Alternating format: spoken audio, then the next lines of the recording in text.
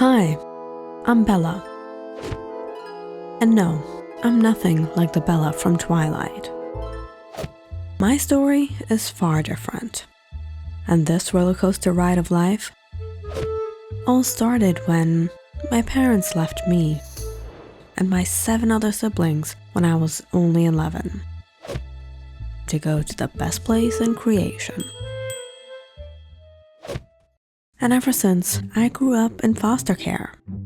Now, when I say I grew up, I mean I really grew up. By the time I was 14, I was literally a 6'2" giraffe stranded in a house where I didn't look like I belonged. I've been trying to get out of foster care for a long time now, but apparently the system doesn't take height as a sign of independency. But at least the guy at Home Depot did. Hello, I'm Bella. I'm here for my interview. Oh, for the job. Hold on. I gotta get someone to take this down. Oh, I can do that.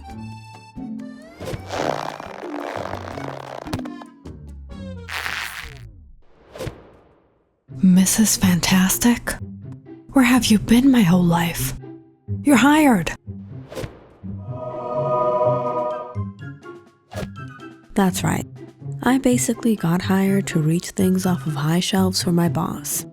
But between you and I don't plan on pursuing a career as a giraffe my entire life. I have tons of hobbies, ambition, and passion. I'm the kind of girl that likes rock and roll, the kind that plays the electric guitar.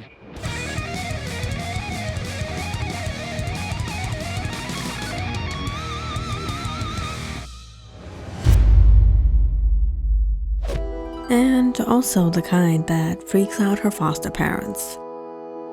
Alright guys, I know how long you've all been waiting. Now let's thank the... Bella. Thank you. Can you pass me the gravy? If there's one thing I've learned in all these years of going from one foster care to another, it's just to be yourself.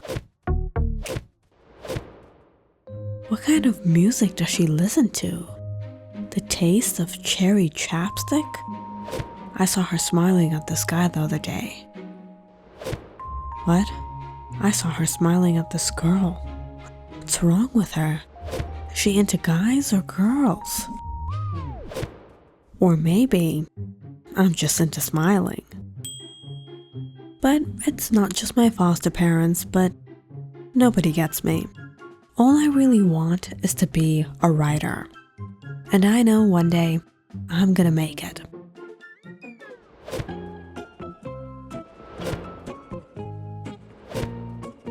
Dude, one day I'm gonna go deaf listening to your vlogs. Nobody asked you to listen. Exactly. So can you stop posting? You might have long hands, but your writing stinks, Bella. Don't blame her. It's just a giraffe stench. Don't worry, Belle. I called animal control. They'll take you home to the zoo. You guys are gonna regret the day I become famous. It's only time till I go viral. In your dreams. I'll show each and every one of them. The day I'll be signing books, shaking hands with J.K. Rowling and Stephen King. And, hey, I'm Lucas. Twinkle Star Wars? No, not you. That day, they're all gonna want my autograph. But as of now, I'm still working on getting my writing out there. Entering competitions and blogging. Ow, what's that pain? Am I having a heart attack? No, How could that be? I'm not even rich. What is she doing? Did she just have a heart attack? I think it's part of the script. She wanted to be a writer, not an actor.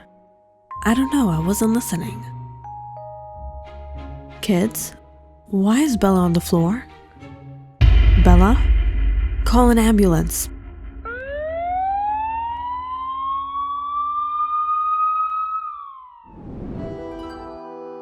Where am I? You're in the hospital. What? How many days was I out? More like a couple of hours, actually. Darn, that would have been one great storyline. Last thing I remembered was having a heart attack. It wasn't a heart attack. It was a gallbladder attack. You have stones in your gallbladder, but good news is that with a small surgery, we'll remove your gallbladder and you'll be fine again. Gallbladder disease. Doesn't that happen to fast food junkies with high cholesterol? Not exactly. It could happen to others. Perhaps improper care. You haven't been eating and skipping out on meals. So when's the surgery? Not until a few days. You have a stone stuck in your common bile duct, so you'll be on antibiotics to reduce the inflammation, and until the stone passes, you'll have to wait.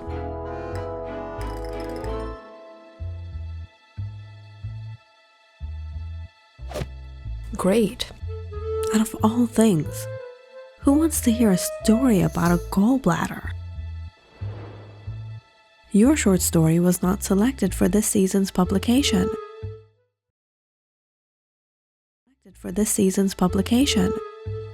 Another rejection. For the next 2 nights, Bella was in the hospital on her medications as the doctors monitored her and did some tests. She had a couple rounds of horrible stomach aches, but Bella has always been a fighter. It was one of these nights, however. Bella woke up hearing some noise in the halls. It sounded like the nurses and doctors were all in a rush. Bella tried to sleep, but after a while, she heard a grunting sound from the other side of the room. "Nurse, I can't take the pain." Bella curiously got down and dragged her IV with her as she pulled the curtains. There was a man groaning on the bed beside hers. "Nurse?" "Oh, I'm not the nurse. I'm your roommate. I'm dying. I'm dying from this pain. I think it's just time for another dose of morphine. Where's the nurse? I can't take this anymore." "I'll go check." Bella dragged her IV along and peered out the hallway. But the whole hospital seemed silent and empty. "There's no one here. Why did they have to bring me to this hospital?" "Right. Why are you here?" "Apparently I have a kidney stone. I was at a business conference when I passed out and they called an ambulance and brought me to the nearest hospital, or I would have never come here." "Oh, me too. Kidney stones? Nope. Have you ever heard of writer's block?" "What? You're hospitalized for writer's block? I wish. What I have is writer's gallbladder." Suddenly, the man clutched onto his stomach as he groaned in pain. "I can't take this anymore." Bella pressed the nurse's call button, but there was no response. You want to hear a story?" "What story?" It happened on a cold, rainy night, just like tonight. There lived a family of 4 in a small village on the outskirts of Yorkshire in England. Roger, Victoria, and their 2 children, Lisa and John.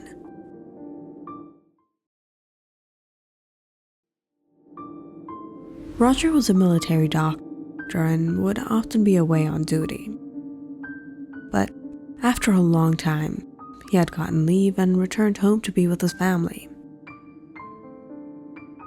There was one thing about Roger that was peculiar. Every time he would return, he would bring an exotic book with him. And in the evenings, he would sit by the crackling fire and read for hours.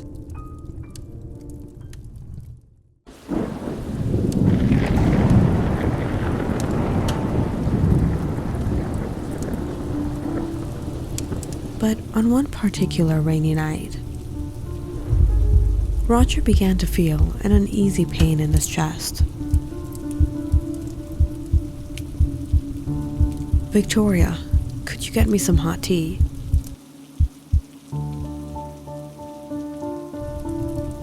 Victoria made some tea for the two and planned to join him. "Roger," she called, but he didn't reply. Roger, sensing something wasn't right, Victoria went to shake her husband. But she realized he was no more.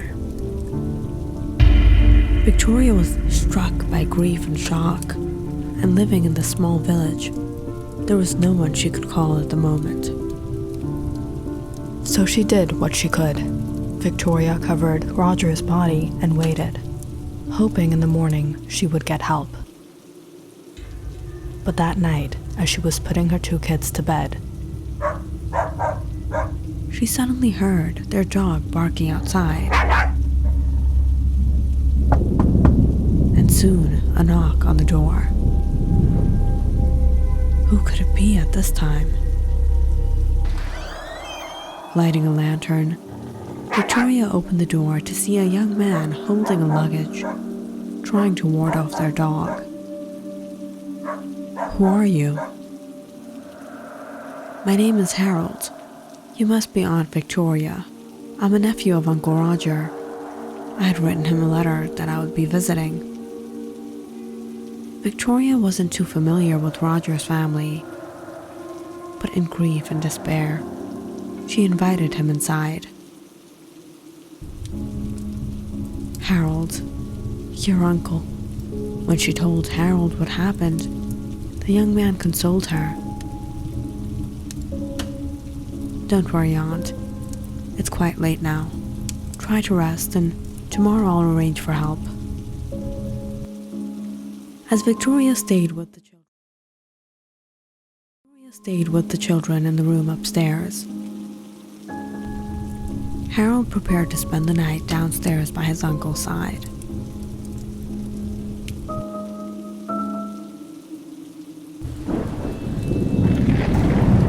The rain poured heavily, and the thunder rumbled in the air.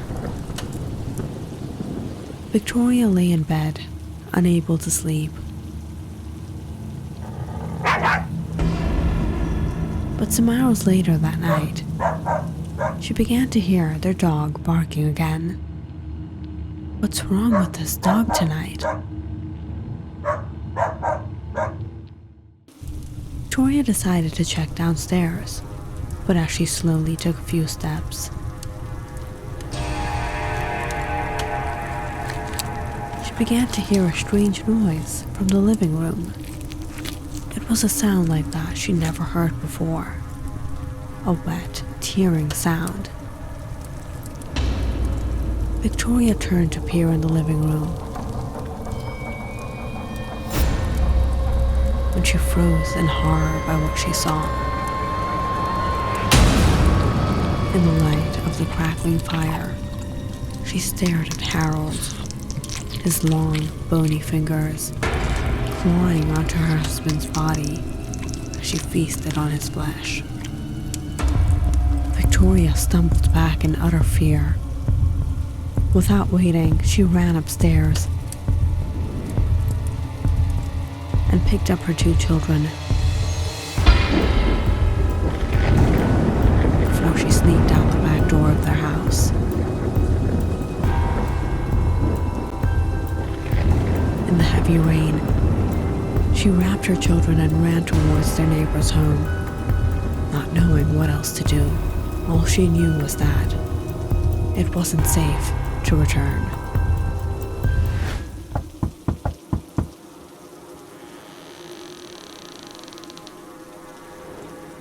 Victoria?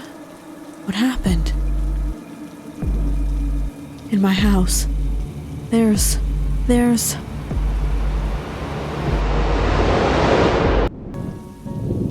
What happened after that? Just then, the nurse rushed inside the room. Mr. Wilson, I'm so sorry. There was an emergency in the OR. All the nurses and doctors had to be there. I came as soon as I saw you called. How are you feeling? I'm a little better now. Looks like it's time for your medication. As the nurse tended to Mr. Wilson, Bella laid back down on her bed and finally tried to get some sleep. The next morning, her doctor came in. Good news, Miss Bella. The results of your MRCP came in negative. The stone seems to have passed, so we'll be preparing for your surgery today. Bella was a bit nervous at first as she was taken in the OR. But just seconds into feeling the needle of the anesthesia, she was out.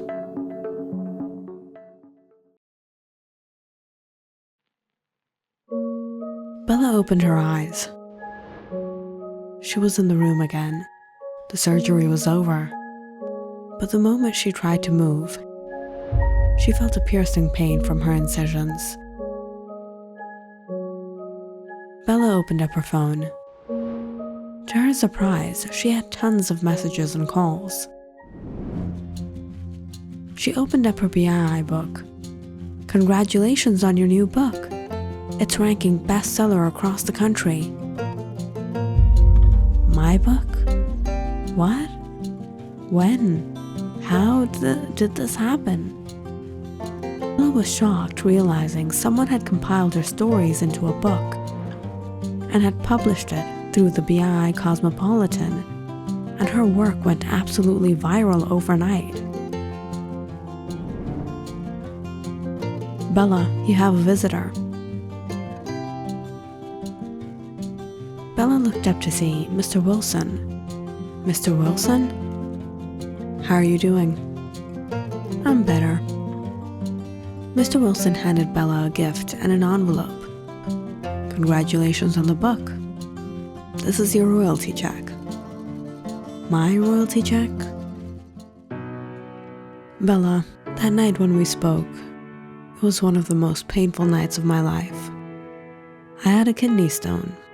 But your story somehow almost gave me a heart attack, but it helped me get through the pain. I'll never forget that night. I was really impressed. And after I left the hospital, I tried to reach out to know about you. And I found your blog and read your work. I work for the BII Corp, and through some people I know, I got your work published on the BII Cosmopolitan. Mr. Wilson, thank you so much for everything. Bella, I didn't do anything. I just put your writing out there. Bella smiled as she opened the gift and took out the first copy of her very own book. This is amazing. Now, are you going to tell me? Who or what was that man? What happened that night? That's to be continued.